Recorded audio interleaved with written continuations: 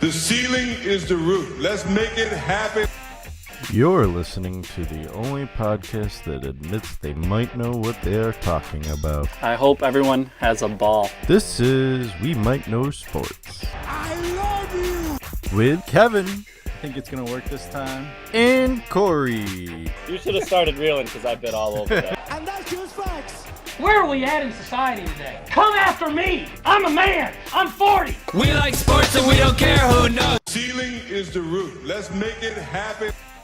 You're listening to the only podcast that admits they might know what they are talking about. I hope everyone has a ball. This is We Might Know Sports. I love you. With Kevin. I think it's going to work this time. And Cory. You should have started reeling because I bit all over that. And that's just facts.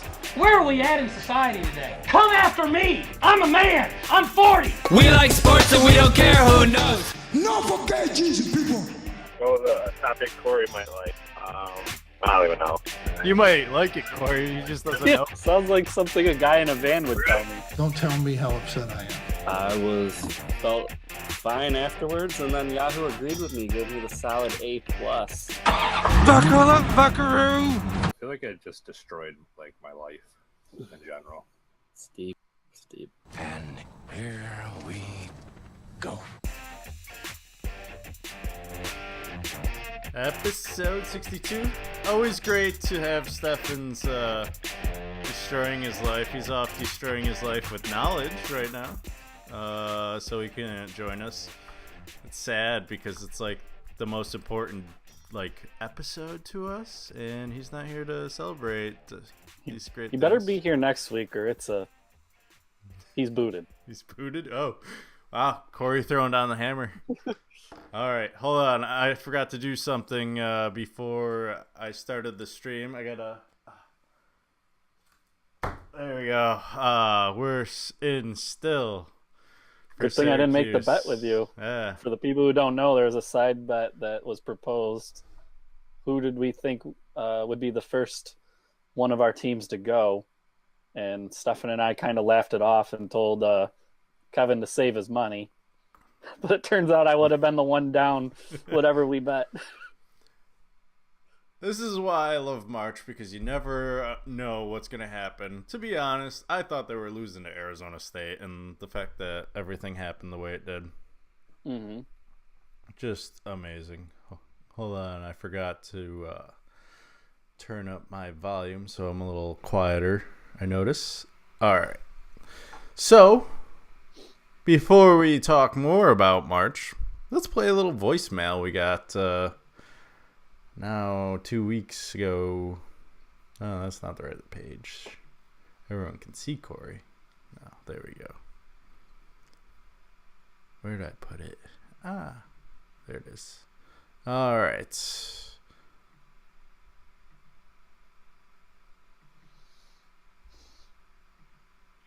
Hi, Drew. This is Heather at Opti Staffing Group. Number here is 360-816-2101. Was just calling because you sent in your resume, and I'm taking a look at it, and I'm really impressed with your engineering background. Wanted to see if you could come in sometime later this week. So please give me a call back. Again, the number is 360-816-2101. Have a wonderful day. So, Drew, if you're watching, This is Heather. you might want to call that number. You can listen back on the audio version. Or Sounds like the job replay. is yours, Drew. I mean, she seemed pretty convinced. She's really into. So, just wanted to broadcast that out for you, Drew, just so you know you probably missed your job of a lifetime. All right, so let's get into it. Let's talk some college basketball. Why not? Let's do it. What else do we got to talk about? Nothing in my eyes. I mean, you've got baseball that comes up in a week and a half. Yeah, whatever. And then Major news coming out of that, though. Justin Turner with the broken wrist. Oh, yeah. I'm like, what? Wait, what? Yep, spring training. Doesn't look like he'll need surgery. So that's a good sign for the fans. Just throwing that out there quick since we won't be covering baseball today. Beyond that. All right. And let's hop into... Oh, I didn't get that ready.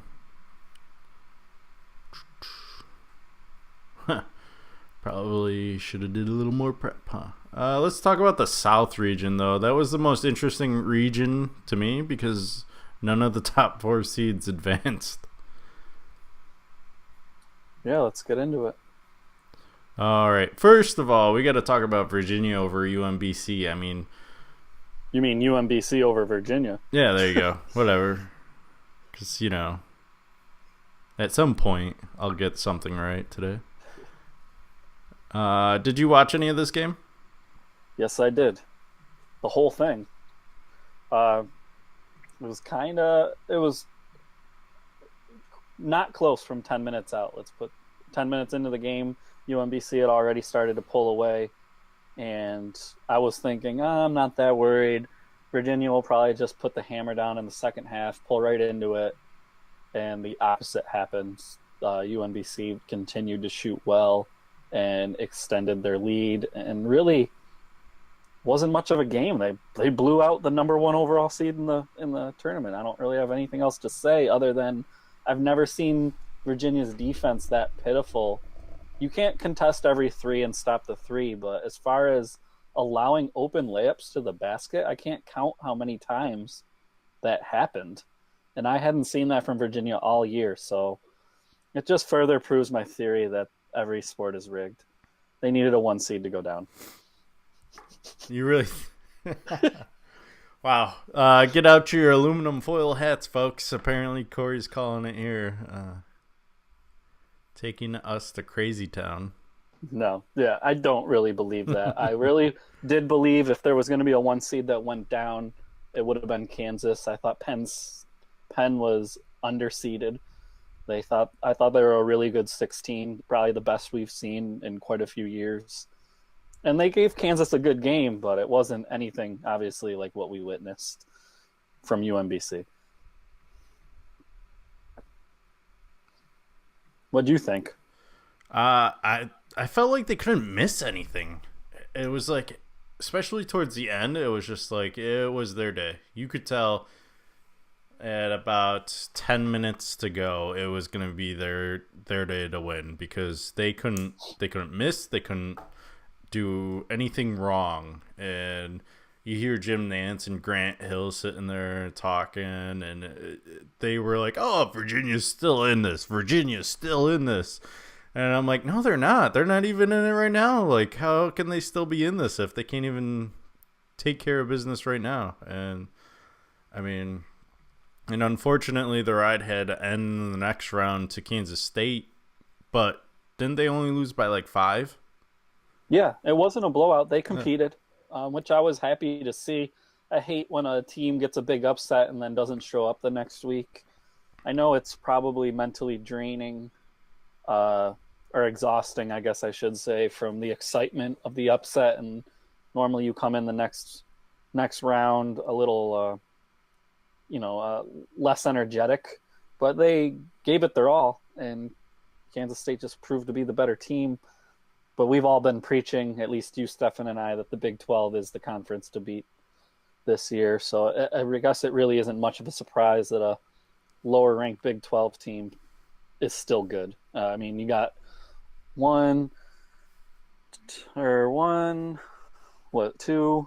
three Big 12 teams in the Sweet 16?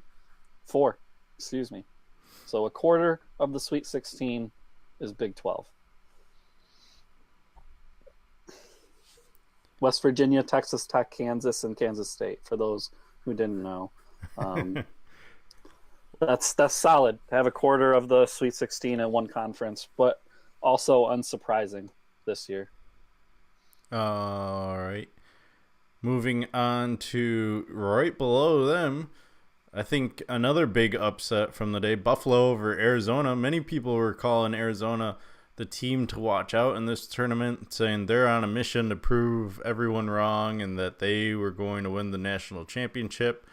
And apparently money doesn't buy everything because they got a quick exit from Buffalo. And it wasn't, was it?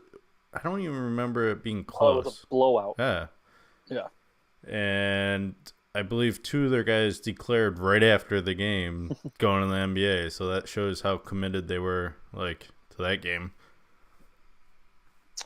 It was disappointing for Arizona and for DeAndre Ayton. I'm sure, even though his mind might have been a little bit on the NBA, it would have been nice to have a good showing in the tournament. Even though Oklahoma lost, I know we didn't get there yet. Trae Young at least put on an impressive performance, and I didn't even feel like DeAndre Ayton was that great. For people already saying, oh, he's an NBA Hall of Famer, that's awfully lofty praise for someone who's never played one game and for someone who didn't show a lot of fight in a game where he was blown out. To me, that's a red flag. I want someone who tries no matter what. We've talked about how I feel about Cam Newton. He hates losing. He gets, in my opinion, unfortunately, childish, targeted by the media for pouting, for being upset when they lose. But I've always said I want that out of my players. I don't want someone happy with being blown out on the bench or content with that. Yeah, I saw no fight. I saw the same thing in Virginia, but none of them are NBA players, so I don't have much to speak on. I think the same. I remember Jerry McNamara's last game against Texas A&M in the first round. He lost, and someone asked, "How do you feel?" That's the worst question you can ask someone that just lost, and he acted appropriately by saying, "I feel great." You know, how am I supposed to feel? I just lost, and I'm supposed to feel great? Like, come on. Right. Sometimes it's media biased, and for Cam though, I just feel like there is certain times. Super Bowl, okay, you lost the Super Bowl, you're allowed to be like that, but after a regular season game, you got to move on to the next game, in my opinion, especially if you're in playoff contention. I think there's still though the heart of a competitor, a true competitor. It's hard. Is he a sore loser? Sure. Let's be fair though. Cam isn't the greatest of examples on the microphone, a la, you know. Right. I figured that's where you were gonna go to counteract me. He said some inappropriate things before, but nothing. That's why I'm just excluding that, because that has nothing to do with winning and losing. Let's talk about the greatest football player. How about that? Tom Brady. Whenever he loses a Super Bowl, he's just like, I've got 5. I'll be back next year. But he's also in a system where he knows that's a higher probability. I think Cam, it was to him maybe a once in a lifetime opportunity. So obviously he was upset. Where Brady he's been there so often, it's almost routine. Yeah, but anyways, we're getting away from college basketball, I guess. Somehow we always end up talking about NFL. And still staying in the South region, Loyola Chicago, is making a run. It's going to be interesting to see, especially against Nevada, who upset Cincinnati after surviving Texas in the first round. Battle of the mid-majors. That's exciting for them. We're going to have a 7 seed or lower in the Elite 8, no matter what. Mm-hmm. That's exciting for the sport. People get excited about that. Nevada, if they do move on, not that Loyola isn't, but Nevada's offense is so highly touted. They're definitely deserving. I'd be excited to see them versus Kentucky if Kentucky gets past Kansas State. Yeah, because Kentucky's never a guarantee win. Right. And I would be rooting for Nevada because of Steffan would be taking 3 shots on air if that happened. That's the spirit. Loyola Chicago, I had them in my top 25 earlier this year, so it's not too much of a surprise. I was back and forth on the Tennessee. I ended up picking Tennessee. Thankfully, they lost, actually, because I would have had to done 3 shots. And then Nevada. Well, maybe. Increase the odds. Yeah.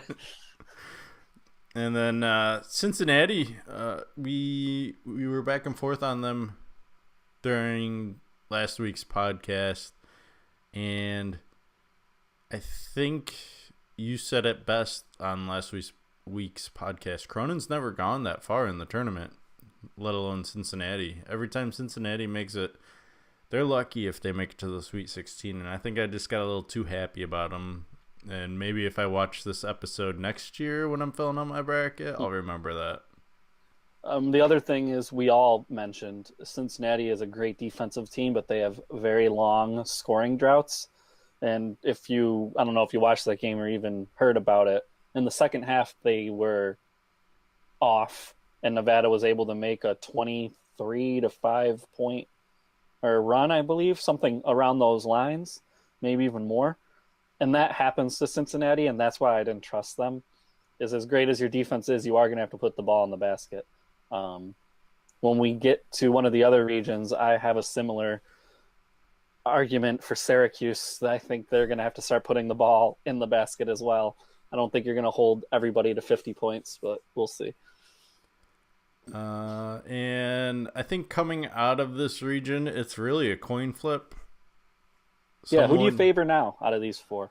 Honestly, if you look at the rest of the brackets, Kentucky's got the easiest road.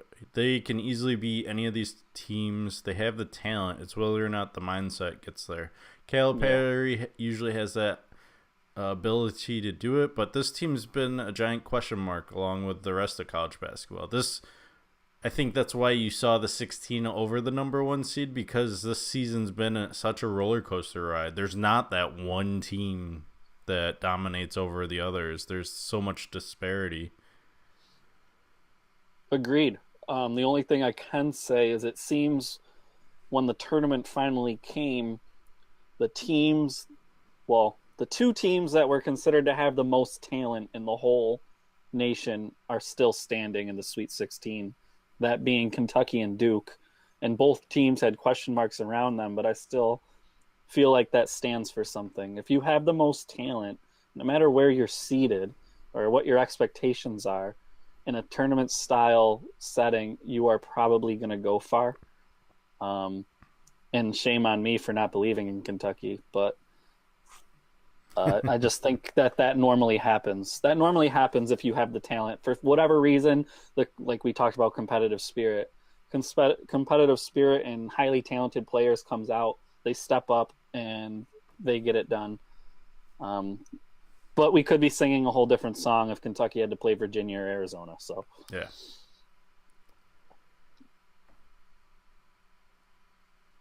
And move on. Let's move on to the East region, where Villanova, your clear favorite to win the tournament, has no issues in their first couple rounds. And no, but go ahead. I was going to say now they do, because I think the other three teams are all good. So, except Steffan would throw in the Texas Tech question mark. He hasn't been a fan of Texas Tech. I know that. I don't know why. He can say that, but I don't know how much he's seen, because I know he's all over Trae Young, but Keenan Evans has been one of the best players in the whole country all year. And he was injured in the second half of the regular season. That hurt Texas Tech because they were ranked high all season until then. He came back from an injury. He didn't look great in the tournament, in the Big 12 tournament, and now he looks healthy.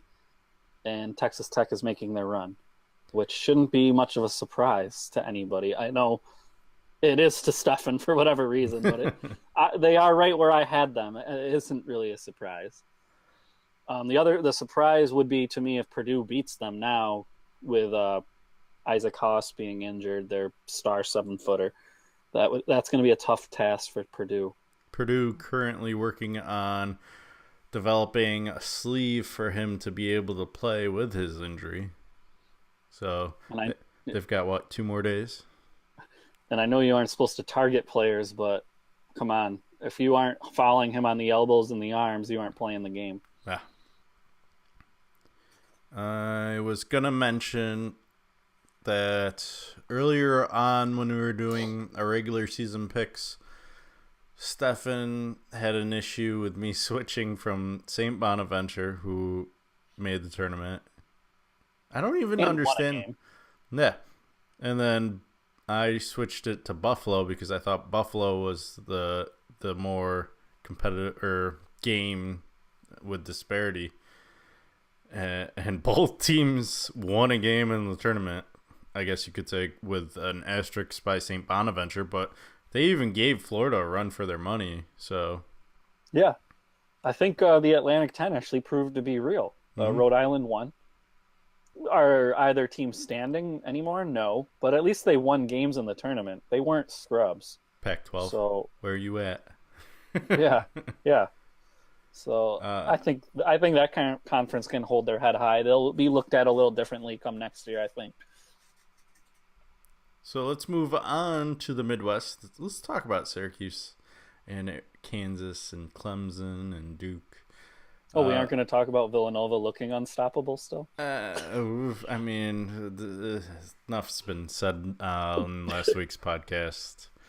I did remember a question being asked about Duke because we ended up having Michigan State go over to the Final Four, and I got overridden on my pick of Duke, actually.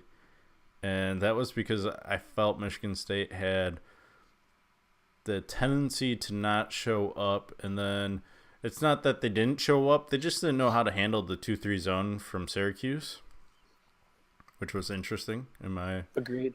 Especially with Miles Bridges, right? That's his name. Yeah. I mean, he was a stud all season long, and then they jack up like 39 3-pointers, I believe it was, instead of having him in the middle. Everyone knows how to attack the 2-3 zone, yet when push comes to shove, they can't seem to execute. It's just I don't understand. I think was it Grant Hill who also was doing that game? No. Okay. Whoever was doing that game, can't remember who it was, said that everyone does know how to play a 2-3 zone, but the difference is Jim Boeheim has different reads to his zone that his players are taught than the usual zone. So his defense is really hard to mimic in practice and to convey to your team. And also the length. I think we spoke about Syracuse being the tallest team. Mm-hmm. You can't practice length if your team isn't that long. So I think when you see it in person, it's a different animal than what you had practiced. That being said, they're playing an opponent that knows them and a coach that knows Jim Boeheim very well. That to me makes the game more 50-50. If Duke was a team that had no idea of that Syracuse zone, hadn't seen it all year like these other teams, they could be in trouble. But I think them knowing them, and also obviously the talent is a little higher, the game's still 50-50. I'm giving Syracuse a lot of credit because their defense is playing at a high level. It could go either way. I think it'll be an interesting game. They played once this year. It was in Cameron Indoor Stadium. We always give the home team a really big advantage. And Syracuse only held Duke to 60 points. Yeah, and what was the score? Do you know? 60-44. Okay. So Syracuse was off that night because lately they've been scoring at least 55. Yeah. Not to mention, Syracuse was off in the first half mainly because they scored their lowest total in the first half at 16. And then Duke only had 27 in the first. And I think they had, 33 in the second? So obviously they can't have what happened. They can't have Frank Howard foul out with 6 minutes to go. So we said it last week's podcast. Sorry, I feel like it was just yesterday. And I think Steffan was the one that asked me the question of, well, what if Syracuse does somehow get past Michigan State? Do you think they'd beat Duke? And I said no, absolutely not. And even now, I'm saying no. But, you know, your inner fanboy always comes and gets you all excited. Hey, anything can happen. I didn't think we could beat Michigan State. I didn't think we were going to beat Jamie Dixon and TCU, but they're not like Pittsburgh of old. No. I had you whoever won between Arizona State and Syracuse, I had beating TCU, but everyone who's been watching knows I'm not high on them at all. Yeah. Michigan State was the shocker to me. I really thought they'd dump it down to Jaren Jackson, the freshman phenom, and they tried, but he couldn't do anything, and he'd kick it out, and you had Miles Bridges bombs away from 3, and he wasn't hitting anything. My only thing is for Duke, which I think is a positive for Syracuse, is I don't feel like Duke has a player that can break the zone. Like let's say a North Carolina's Luke May, a big guy who can pass really well and shoot really well from outside, that can stand at the top of that key and distribute or take that shot. Marvin Bagley is good, but he doesn't pass well. He doesn't shoot well from outside. That's all to Syracuse's benefit. Duke has to shoot well from 3 or they won't win that game. I'm trying to look up because I don't, actually, if Syracuse goes on, I don't think there's an opponent they haven't faced except maybe like Gonzaga. You mean? But like I mean, ever? like on the other side, I should say, I guess. Yeah. So a lot of the teams are going to be somewhat familiar. Not to mention they lost to Kansas and they beat Clemson. So to make it to the Final Four, that'd be interesting because all those teams played Syracuse. So let's not get too high on Syracuse, though. Kansas, Clemson. Clemson actually kind of surprised me. Auburn almost lost to Charleston. Clemson almost lost to New Mexico State. And then I don't think this was close. I didn't watch this game. Clemson won by 30. Yeah. Absolutely dismantling Auburn.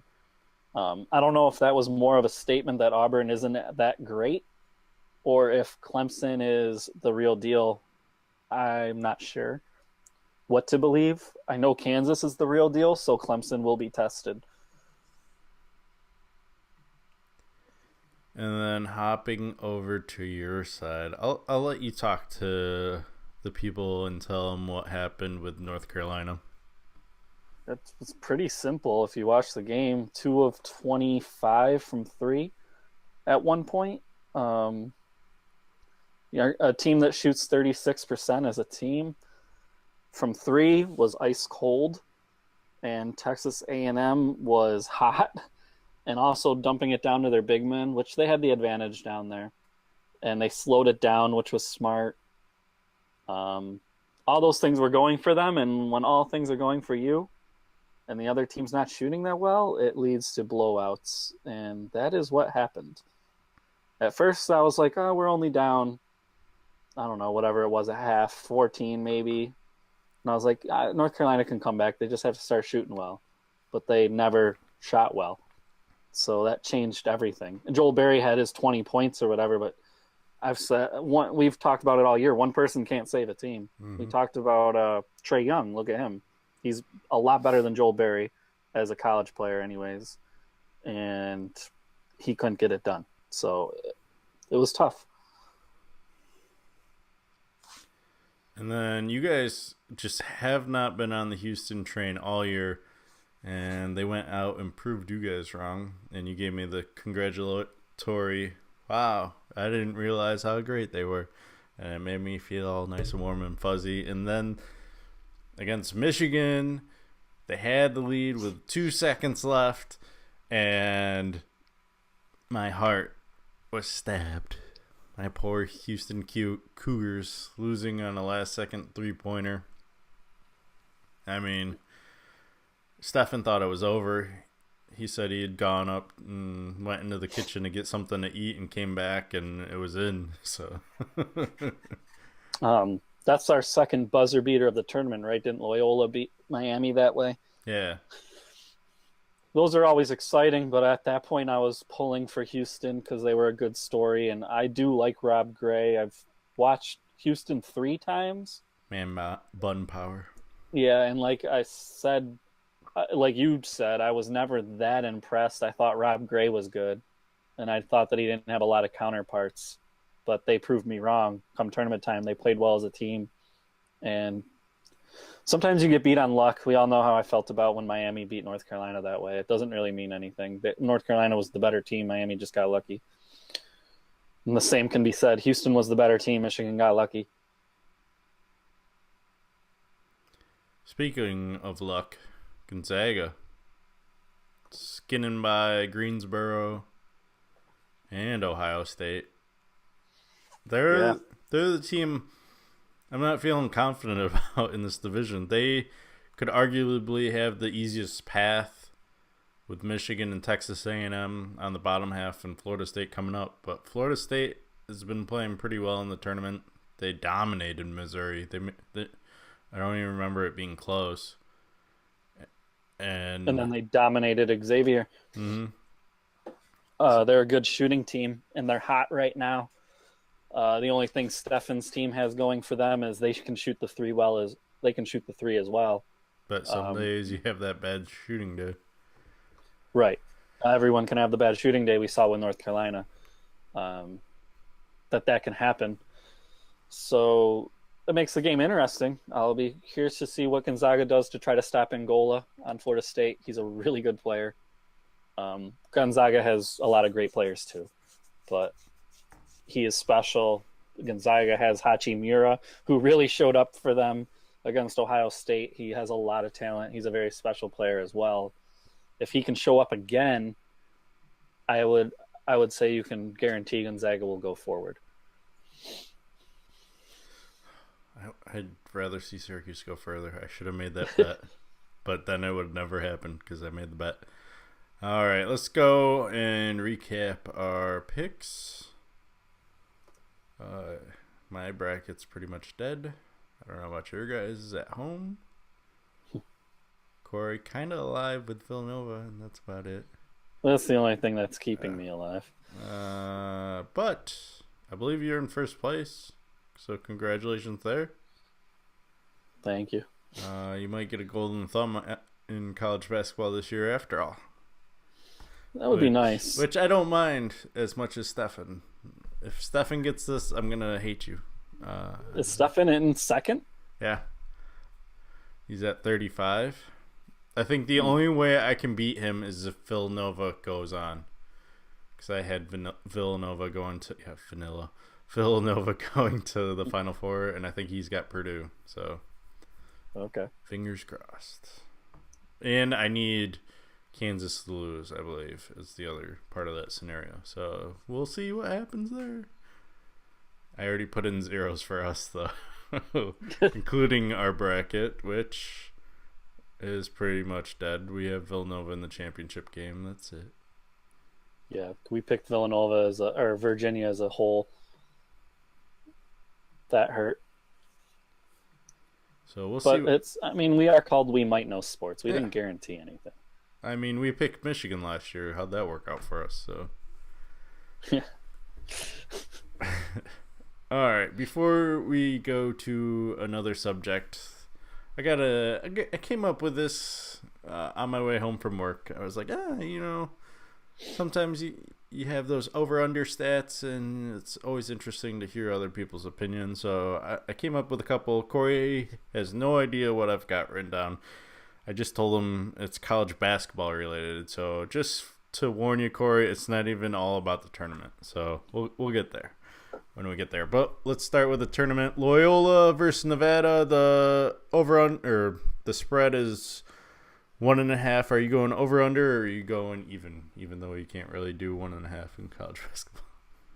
So do I think Nevada is favored? Nevada is favored. Sorry. Do you think the game's gonna be that close, or do you think it's gonna be more? No, I don't think the game will be that close. Who are you so taking? I guess I have my spread is Nevada by 7.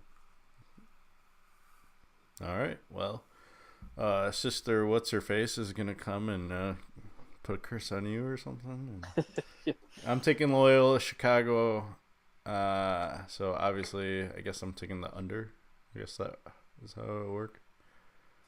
Whatever. I'm taking the other side.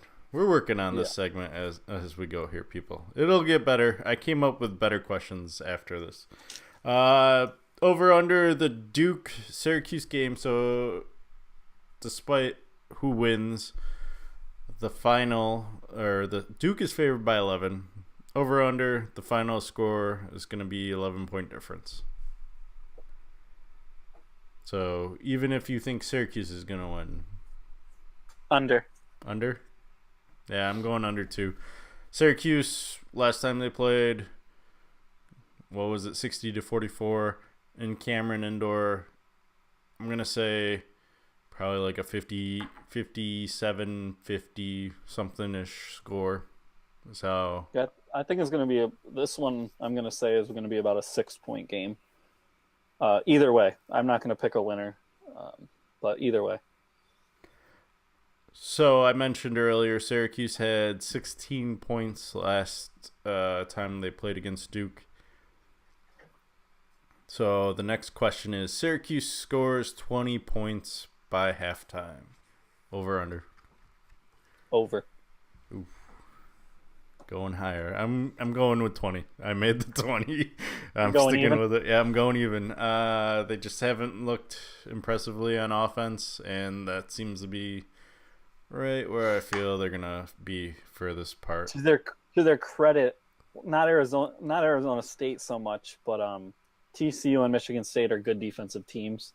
So them not scoring a lot doesn't surprise me. Duke is not a good offensive team. I know they only scored 44 last time, but I think because of that, they will score more than 20. I think Duke would love to run up and down the court with them. It's going to be up to Syracuse to not let that happen. And that 2-3 zone tends to help. Their guards get back pretty quickly. And they're big guys. I've never seen so many tall guys sprinting on the court like that. All right. On to something other than Syracuse Duke. The number of number 1 seeds to make the Final Four, with it set at 1. And only Villanova or Kansas can do it, right? Mm-hmm. That's why I set it at 1. Yeah. Well, I'm going over. Screw it. Oh, you're going with both?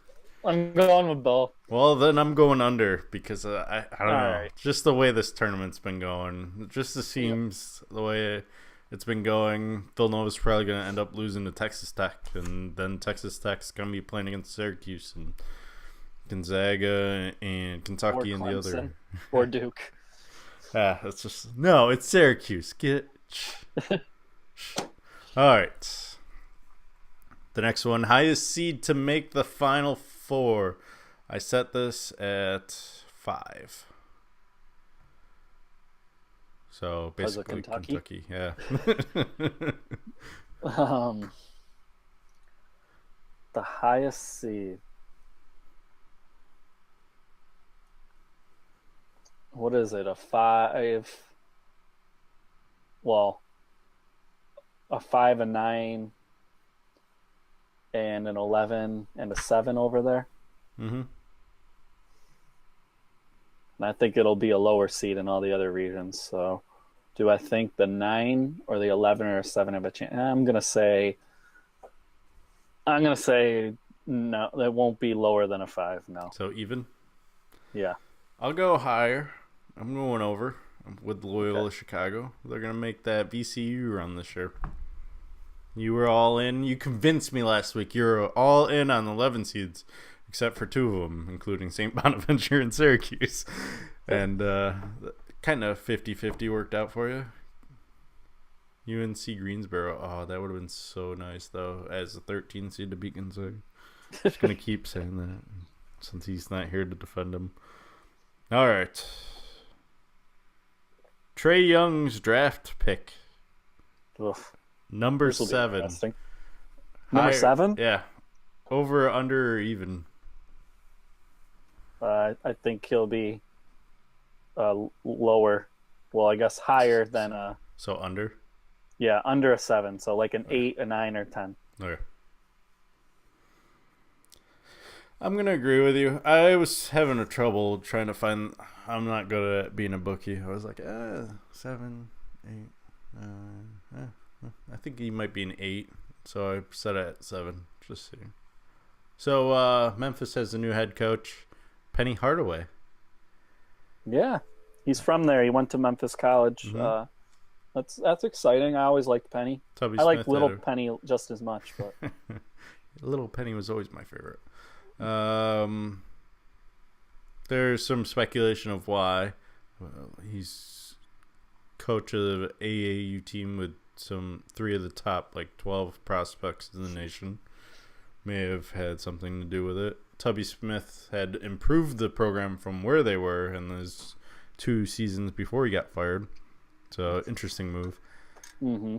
I believe his total of number of wins was 21 last year. So I'm saying Penny number of wins over or under 21.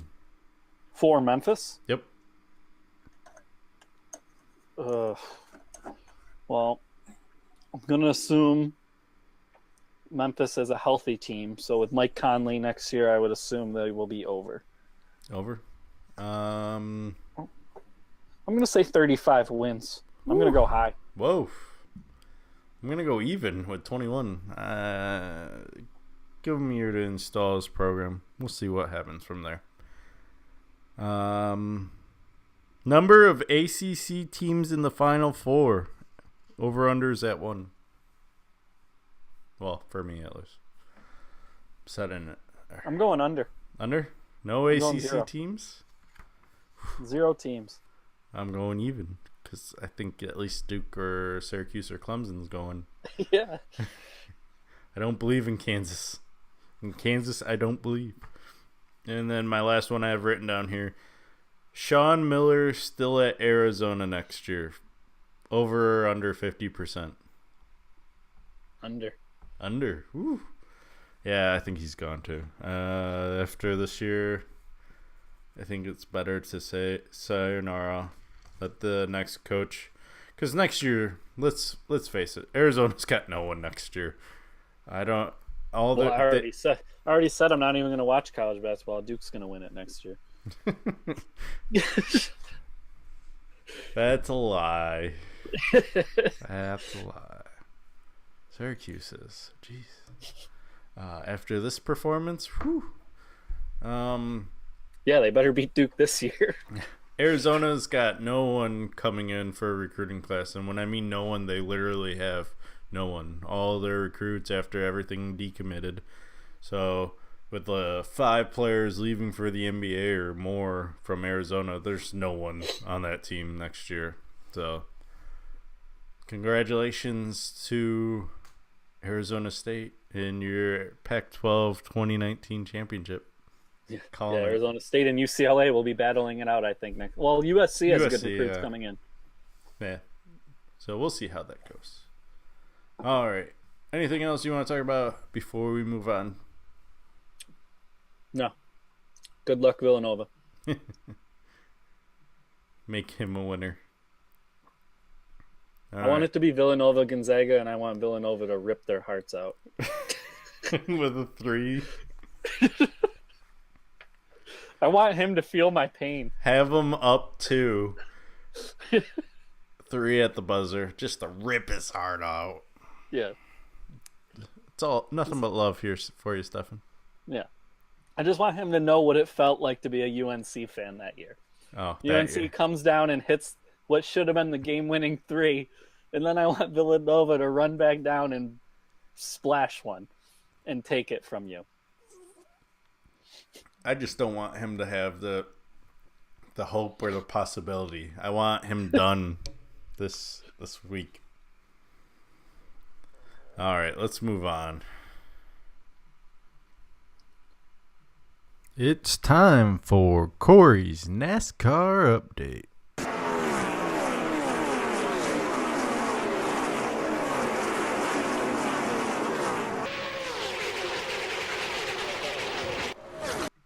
It's always that last one that scares me. Mm-hmm.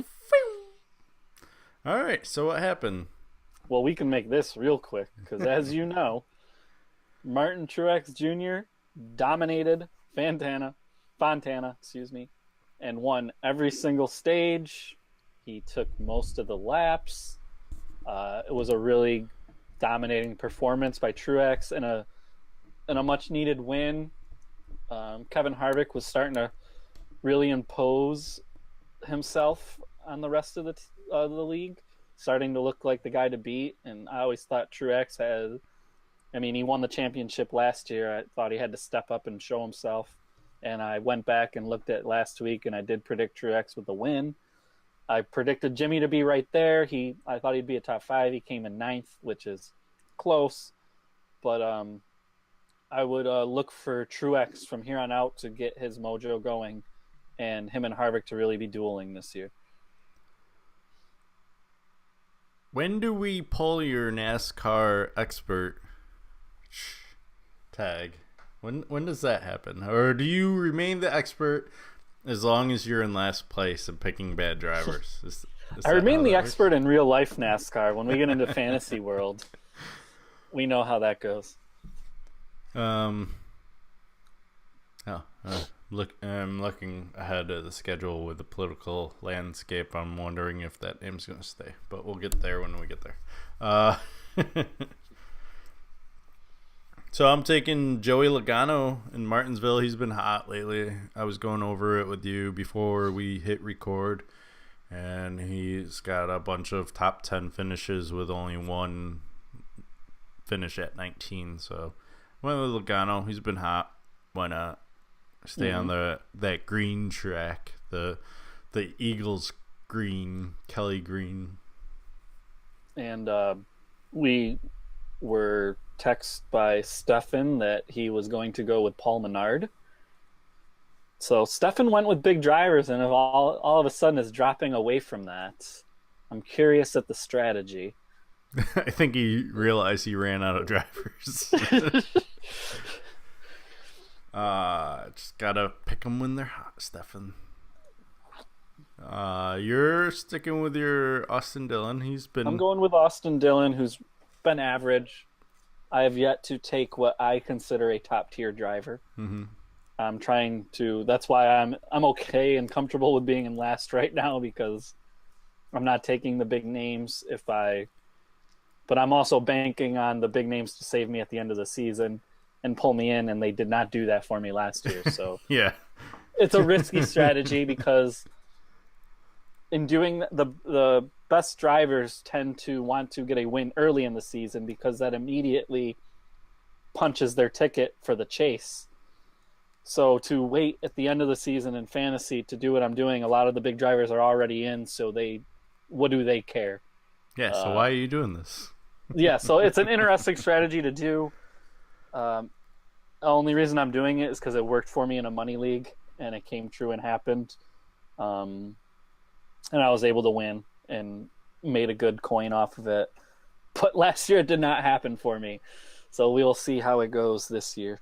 I think the hardest thing about this is the fact that first place gets 100, because you would have won. You should have won. You won the chase technically last year. Yeah. And then you just couldn't surmount the 50 and 100 point lead you gave up. But I'm still comfortable with doing it how we did it, because I do think you should get a pretty good advantage for winning the regular season. It showed you that it's very hard to come from third and win, which if you're going to do that bad in the regular season, it should be hard. So I'm still happy with our system. We can maybe talk about it if you want to do. No, I'm fine with the system. I'm just saying 75, 50, 25. I don't know how you want to do it. I don't want last place to have that, because you're in last place and I don't need that. Yeah, so no, I don't have an issue with it. I'm just saying that's just shows how much more work you have to do if you do come in third. Yes, if you come in third, you do have some work to do. And if you make this a contest towards the end of the regular season, I'm going to call it, it's definitely going to be interesting to see how that plays out. Yeah. Next week, by Thursday, I want to have our fantasy baseball done, because that's when the regular season starts. So we'll start getting into gear about that. And we'll talk about that. We've got the golf Masters coming up. Yeah, we should look into at least setting up a golf tab and our picks for at least the majors. Yeah, we did that last year. I had fun. Yeah. How did we do it? I'm not sure how we did it. I think whoever placed highest. Our pick and won that weekend. Whatever he places, and add that up or do something with that. And Tiger is super red hot right now. Did he win that tournament? He did not win, but he's been playing like a man on a mission. So watch out. I feel like Steffan's gonna take him. That's gonna be the easiest. We'll see how he picks. He's. I'm surprised he didn't take Danica Patrick this week. Honestly, While we're on the golf topic, real quick, before we hop off of it, did you see Rory McIlroy saying that he believes they should start to limit the amount of alcohol that people are allowed to receive due to heckling and some obnoxious crowds as of late? All right. And how do you feel? You're touching a subject I forgot that I wanted to talk about, and I'm glad you're bringing it up because I work at a brewery. I work in the bar area, so I hear everyone talking and complaining about the golf that's on the TV. And I had one old guy go, "I hate Tiger Woods." I go, "Why?" He brings people to the sport. He's like, "Yeah, but he brings the wrong people." I went, what do you mean wrong people? He's like, "Well, golf's a gentleman's game, and this is just not gentleman fist pumping and being excited." And I was like, "Yeah, I hate being excited when I do well in sports too." You know, it's going back to the whole storm in the court thing with you and Steffan last week. But right, I should probably befriend this old guy. Hey, get off my lawn! Side note: I have ways to watch my lawn now, my front yard. So Perfect. So this kind of ties into it because you're bringing in a different crowd with Tiger. I believe it was the Valspar Open drew higher ratings than 3 out of the 4 majors last year. Basically minus Augusta, the Masters. Which, is the major of all majors. Creme de la creme. Yeah, it's just like Wimbledon for tennis. Yeah. I don't have an issue with people talk. It's like free throws. I mean, come on, get over yourselves. They're there making you money. If it wasn't for them, you're not making that $1 million, or your bonus isn't as high the next year. They're the ones helping supply the money. And if they're going to be a little raucous, all right, you have a little trouble concentrating on your backswing, that's fine. They have those quiet guys. They should be ejected, whatever. And they usually are. I have no issue with them going, Tiger! After he hits the ball, or getting excited. If someone has a phenomenal shot, they always get that really loud golf clap. It's sport. Get over yourself. It's not so a you're gentleman's happy with the game. crowd that Tiger brings. I'm fine with it. And even Tiger Woods said, as long as they're not saying anything during the swing, I don't care what they do, basically, is what he said. I think, too, while Tiger was gone, Ricky Fowler brought a similar crowd, too, to the sport. He was a little eccentric, wearing weird colors, and he also got excited during shot making. And I agree that it brings something extra to the sport. Long ago, my favorite golfer, John Daly, brought a similar crowd too. He promoted drinking and playing golf. He always had his whiskey in hand. Sometimes a cigar. And a cigar, and he won majors, so it didn't affect his play, but I thought that the crowd he brought was exciting. I mean, we'll see what happens at the Augusta, and I don't even know where the U.S. Open is this year. Let's do a little quick research here. U.S. Open golf. Always make sure to type in golf, because then your search on Google is 50-50, folks. This one is in New York, actually. Erin Hills. I believe that's Rochester. Really? Yeah, so you guys could go and watch some. Steffan might. Do some. He likes Tiger. Yeah, but you should just go and do some on the course and heckling and stuff. Oh wait, no, never mind. False alarm. Southampton. Never mind. I'm not gonna. It is in New York, though. Yeah, it is in New York. The wrong part of New York, though. Oak Ridge, I believe, is the Rochester one I'm thinking of. I've never been to the Hamptons. Maybe I'll check it out. Go hang out on the beach. So we'll get that going again this year. I do like the name of the golf course, Shinnecock. Sounds like an anatomically incorrect golf course. Well, you have Winged Foot Golf Club coming up for U.S. Open in the future too. I would like to go to one of these. I've never been, and apparently they're never coming back to the Pacific Northwest after the debacle that happened 3 years ago. I think we've talked about maybe in one of our top fives that we have seemed to get away from as of late. Our top 5 bucket list items for sports. I think we talked about that. Maybe not, but one of mine was going to all the tennis majors. I'd still like to do that. And the U.S. Open is even in New York, and I've never been there, so I should do that before I ever move, if I do move. I do want to make it to one of these type of things. Ooh, you can volunteer for the 2019 PGA Championship. There you go. Whoa. I know we talked about this because I think Steffan had something where he'd like to go to every football stadium or something. Oops. It's always great when an ad is muted and it still plays loud. Apparently, the PGA Championship is moving from August to May. That's interesting. That's news to me. Well, I'm trying to find. You could go to. Ooh, there you go. The PGA. I'm the PGA of America's Julius Mason, and I'd like to thank you very much for joining us today. And I'm very pleased. I love it even better when you mute the video. I'm like, why are you playing sound? Oh, that's me. It's playing at Oak Hill, 2023, the PGA Championship. So I don't think you guys are gonna be there that much longer, right? Yeah, right. All right. I'm gonna move out to Seattle and bring Steffan with me. Oh, that's fine. I don't have a bed in the guest bedroom, but maybe by then. Well, yeah, maybe Steffan can stay with you for a little while. I'm sure Samantha and I could get our own home.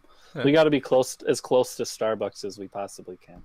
Yeah, that's true. It is a pretty far drive, whole 6 miles from my house. And that's not even the one I work at anymore. Steffantology. Oh, NBA.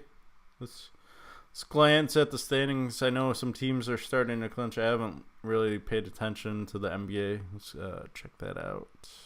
Yeah, as I mentioned to you before we went live, I haven't really either. College basketball is just too exciting, but there has been some things going on worth note. You had mentioned Tyronn Lue stepping away from Cleveland coaching for the time being as he deals with some health issues. Cleveland as a whole, I don't really know what's going on with them. They aren't the Cleveland of years past. Kyrie Irving proved his point. He was a big part of that team. If you want to talk about the standings, Toronto and Boston already clinched. Philadelphia is 9 games over 500. What's going on in this world? Yeah. What's going on with the East? All 8 seeds are actually over 500. That never happens. Are those E's meaning they are not making the playoffs too? They are eliminated, yes. The Houston and Golden State have clinched in the West. The big story is Portland on a 13-game winning streak, skyrocketing to third place. That's big news. That sets them up with a match with Utah, and maybe it could be Damian Lillard's first time ever out of the first round. On the flip side, Utah's a big story because they're on a 9-game win streak. Uh-oh. We lost. Cory, come back. All right. Well, I wasn't really listening to 4-6 in their last 10 games. All right, sorry, Corey. You kind of cut out on me there. They need to get it together. I do not want to play Golden State. Oh, he cut out again. Did you catch any of that? Bits and pieces. Okay. I just saw that I was not there. All right, there you are. All right, so I heard Golden State. You were talking about someone being over 500. Then you cut out, and then you cut back in, and then you cut out. So, but to sum it all up, the East has got their shit together all of a sudden. Well, the top half at least. Yeah, the top 8 are over 500. What I was saying is my team, Minnesota, has dropped all the way to 8th. They're 4-6 in their last 10 games and have plummeted to the 8th spot. And I really don't want to play Golden State in the first round or Houston. So I'd like them to get their crap together quickly.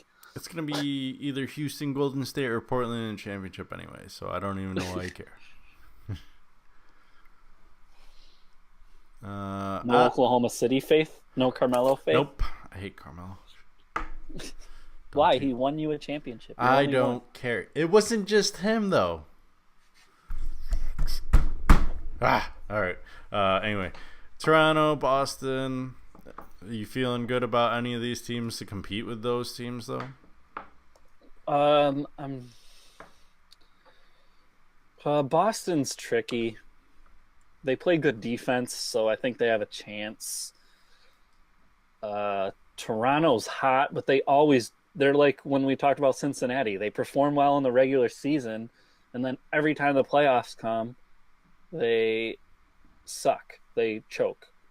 So I guess the answer would be no. I trust Boston and Cleveland, and I don't know why I trust Cleveland, but it's the LeBron James factor, I guess. You can always win when you have the best player on the court every single game.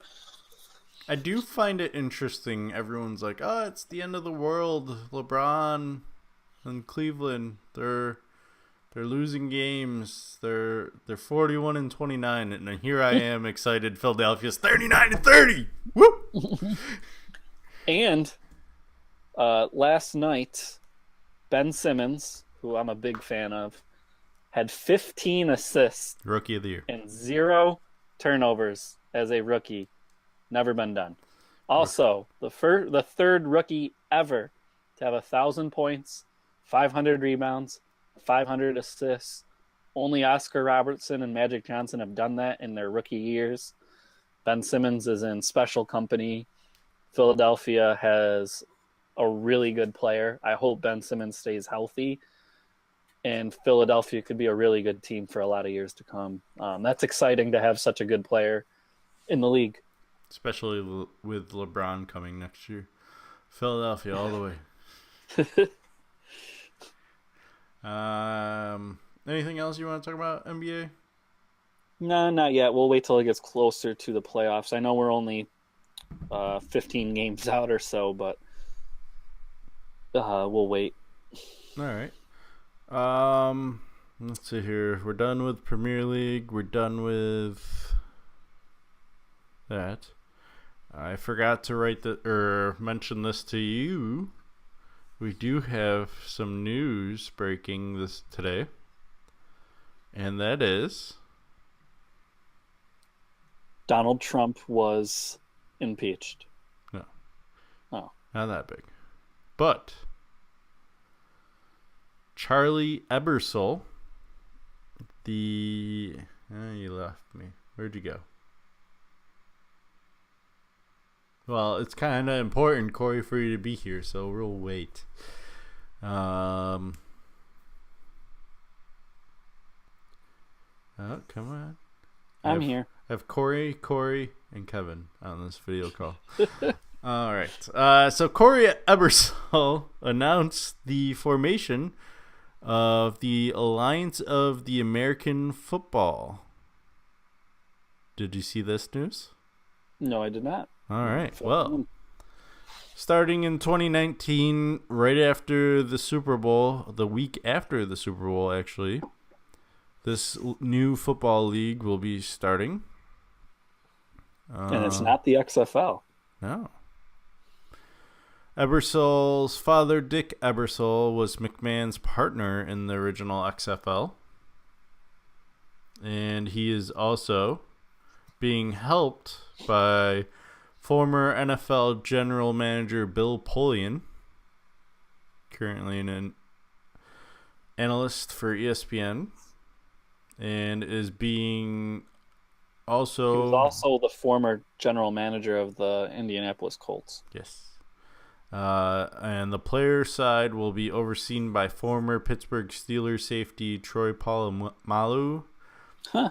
And the team side will be guided by former USC standout executive J.K. McKay.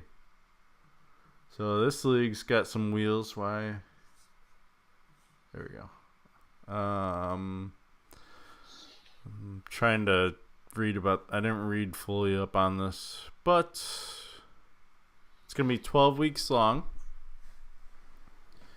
Along with good football and names the local markets know, Ebersol said a hallmark of the league will be no TV timeouts and 60% fewer commercials, as well as innovative approach to broadcasting. Ooh, I like this one. It's going to be hard to do 60% less commercials. Where are you getting your funding from? You can make advertisements on the field and stuff. And on the jerseys? Yeah. You can sell a lot of... There's 100 yards you can place advertisements in between.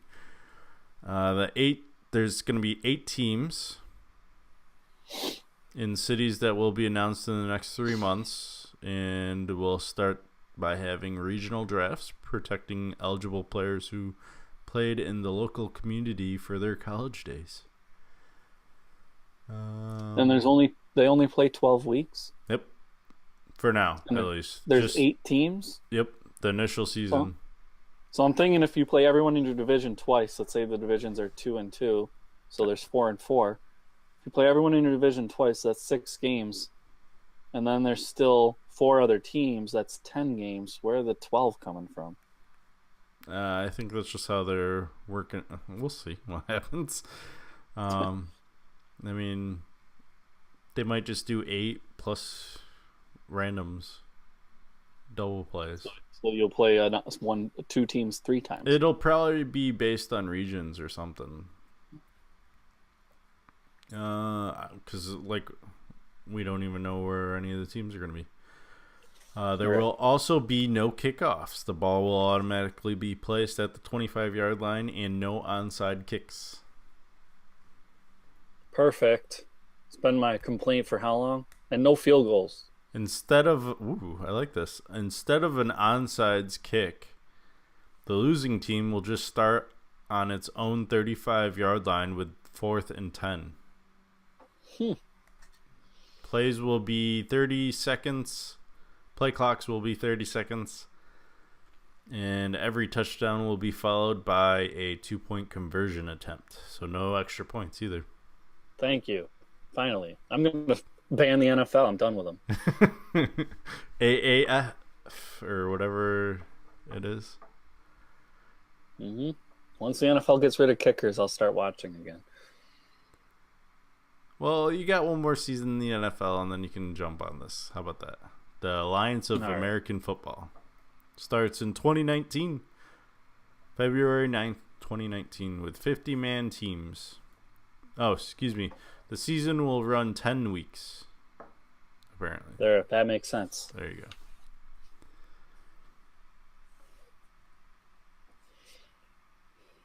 Earlier I read 12, so that's why I said that. So we'll be interested, more to come on that in the coming weeks. I will definitely be... I mean, let's be honest. Anyone that's a fan of the NFL is probably going to like this league because there's going to be less interruptions, less commercials. This is basically making the NFL change in ways that it doesn't want to. No kneeling. No what? Most likely. No kneeling. No kneeling. No kneeling, most likely. Why?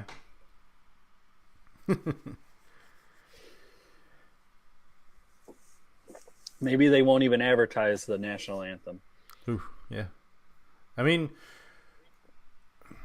you want to touch that a little bit? Because I have some stuff, or one thing I find interesting is that the national anthem is only done in America. In other countries, no one else does it. So just get rid of it. At sporting events or in general? At sporting events. They go... Yeah. Like soccer teams, they'll have some kind of like anthem. And it's usually like a league anthem.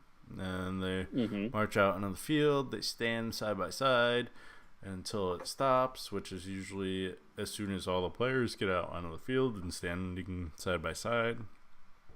And then they get on with business. You're not going there for an anthem. Agreed. I don't even think it should be shown on TV anymore. If you wanted the players to stop, don't advertise it. Yeah. Just get rid of it. Then what are they doing it for? For the people in the stands? How does it make me less of a patriotic citizen for asking them to just get rid of it? It's not... I agree. Get rid of it. It's over-glorified. You don't see it at... Well, I don't know about boxing, but you don't see it at UFC fights. You don't see them...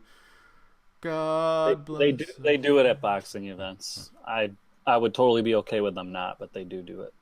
Way to go, boxing. Way to mess that up. But I know they don't do it at UFC, so get rid of it. Just get... we've gone Boxing over. is complicated because you had, like, for instance, the Canelo-Golovkin fight last year. Mm-hmm. You have someone singing the Ukrainian or the Kakistanian national anthem, and then someone singing the Mexican national anthem. And then because it's in Vegas, you have someone singing the American national anthem. And that takes like 20 minutes of our time as viewers that we will never get back. I would rather them not do that.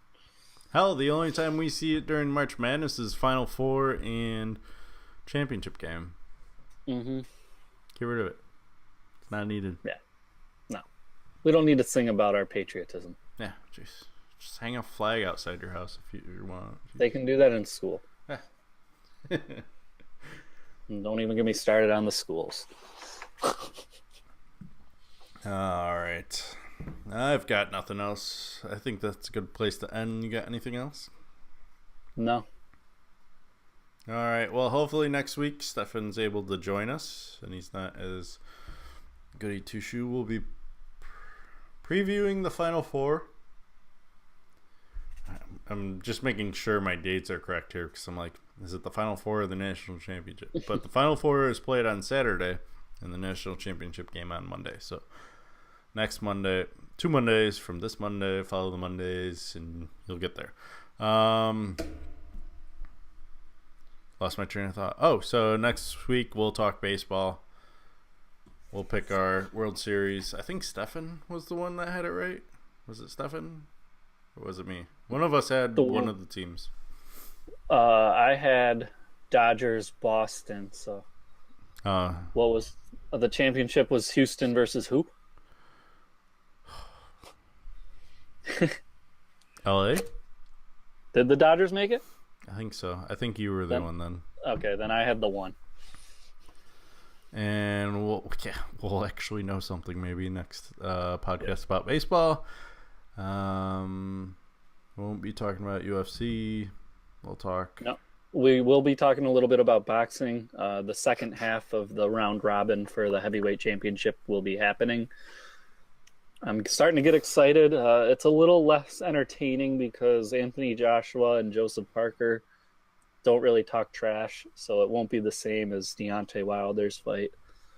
So hopefully whoever comes through, it'll be exciting to see them versus Wilder because that will be really hyped. Do you have any good movies? Sports movies or movies? Movies in general.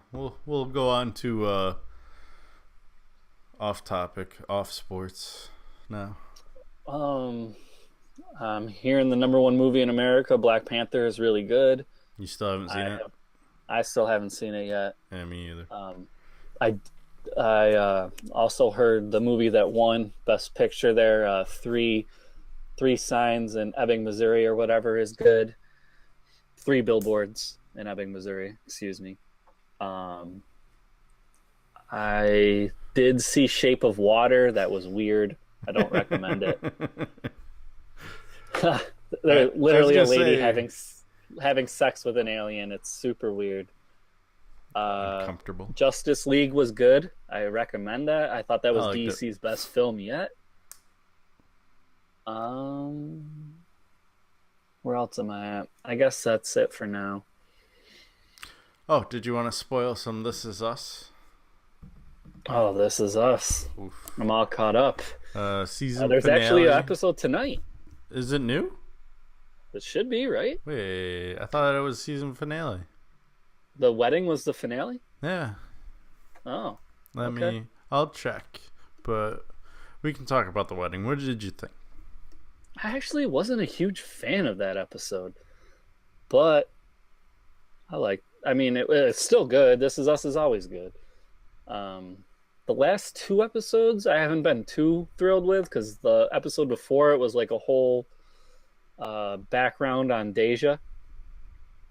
And that was just Deja isn't a character that I particularly care about. And then they continued that into the wedding episode a little bit. They tried to bring the Toby and Kate dynamic was brought up, and Toby's parents not being thrilled with him marrying Kate. All right, let's go into some spoilerness, because I want to know what's bothering Toby. Because they kind of like went into the future, some little bit in the future, and with what's his face in the full future. Yeah. Do you think? Oh, we'll speculate now. Do you think Deja does something to the mom? What's her face? I can't even to Beth? Yeah. Because we've seen the future. We've seen Randall as old man and what's her face as counselor to aid those in situations like Deja. Yeah, the Tess, the older sister there. And at the very end of the episode, he sits there and goes, "Let's go see her. We have to see her." And who do you think we're seeing? Do you think we're seeing Beth, or do you think we're seeing Tess? Because my guess is Beth, actually. Yeah, because I think something happened to her. I think that's what the issue is, and I think it involves Deja, and I think she just can't come to terms with it in some way or form, and she. Overloaded with something or something. That's my theory on that one. That'll be interesting. They still have to get 3 more seasons out of this. I heard they were signed for at least 5. I believe it's the story is 5 seasons. I believe. Yeah, the story is 5 seasons. It's kind of like Battlestar Galactica.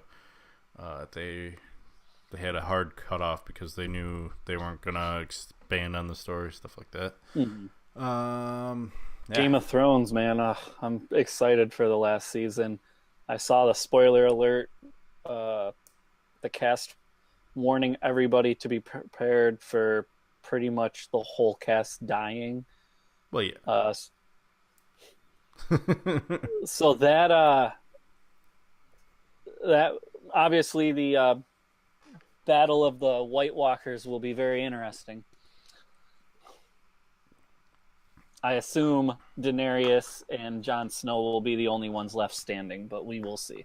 In their incest baby. Yeah. Yep. And maybe not even Jon Snow. I could see them killing him off to make it interesting. He can't die. He's already come back to life. Get it out of your head. True. And then Silicon Valley's coming back. I don't know if you're into that. I haven't, but Steffan told me to get into it. Are you into it as well? Yeah. Yep. I definitely recommend that one. So get on it. It's half hour. So quick watch. It's only 2 seasons in, right? It's on its 3rd? 2 or 3, something like that, yeah. Yeah. So you can binge watch that in a weekend. Get it over with. Catch back up with us. God, that frustrates me that you're behind on the show with Steffan, because Steffan is always behind.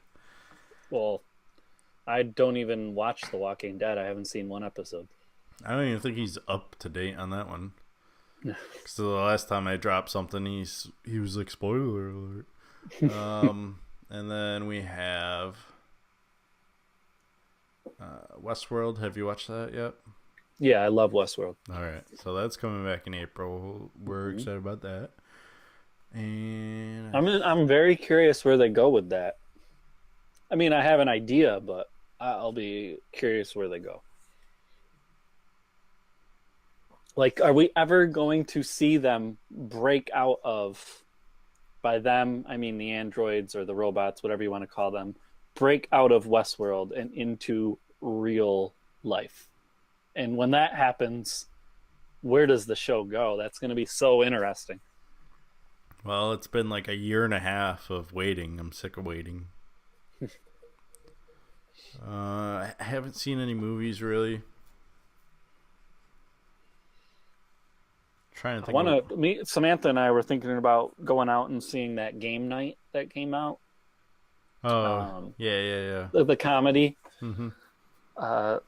We don't really agree on movies that much because I want to see Black Panther, we mentioned, and I want to see Annihilation with Natalie Portman. It's like a sci-fi movie where her husband comes back from this area and he's like comatose and something's wrong with him. And she like walks through the shield and it's a whole different world with different kind of species. Is that from the same director as Ex Machina? Yes. Yeah. Yes. I want to see Red Sparrow too. Jennifer Lawrence. She plays an assassin. A hooker, basically. Yeah. A hooker which assassin. I'm all for. I guess those were the ones I wanted to see. Those three that are out right now, I really want to see. So if any of our viewers have seen them, let me know if they're any good. And I think that's a good place to end. Should we go out on our music, or should we end on the 50 Cent music? Ours. All right. Keeping it classy. As always. Always cool. I don't care what you say. Always giving deuces. Don't represent A-Town. Screw A-Town. If you ever been there, it's hot, muggy, sticky, sweaty. No. It's gross. You stay warm in the speaking of hot and sweaty, sticky. You stay warm, Central New York. We're trying. I'm in 30-degree weather in a t-shirt, so this is good for us. Get worked up. Get ready for the Final Four. It's 57 here in the Pacific Northwest, at least where I'm located at. So Kentucky, Gonzaga, Villanova, Kansas. Those are your four? That's who I got. Kentucky. I don't even. Someone other than Gonzaga, just to piss Steffan off. Florida State, Texas A&M, or Michigan? Michigan's the hot pick. I'm going Michigan. I'm back on the Michigan train. I said I wasn't going to. I hopped back on after Houston. Let's Syracuse, Clemson, Kansas. Whoa! I'm getting there. Let's go. Top. Well, we already said Villanova, so there's that. Kansas, Clemson, Duke, Syracuse. My heart says Syracuse. My brain, Duke. Unfortunately, I don't wanna. Fair enough. If you hear a loud yell from the Pacific Northwest, it's because Syracuse beat Duke. That'll be happening probably about 9 o'clock our time, so midnight your time. And a little echo, so give it like 5 minutes. We'll get there. Yeah, that's right, because the game starts at 9 something on our time. I don't even know how you guys live over there. I was thinking that with the last games. I'm like, oh man, I'm exhausted. It's 9 o'clock here.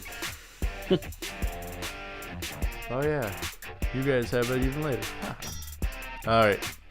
Well, hopefully we'll have Steffan back. If not, Cory said he's gone.